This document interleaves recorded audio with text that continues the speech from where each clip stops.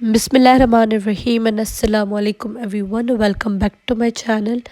Welcome to another beautiful video. कैसे हैं आप सब लोग? उम्मीद करती हूँ आप सब खैरियत से होंगे। तो जी आज का बहुत बहुत बहुत ही प्यारा अगर मैं ड्रेस कहूँ तो वो ये है। और इस पर जो है वो नेवी ब्लू कलर का ड्रेस है। इस पर येलो कलर की सिल्क के धागे के साथ हमने काम किया था। And this is the customise dress.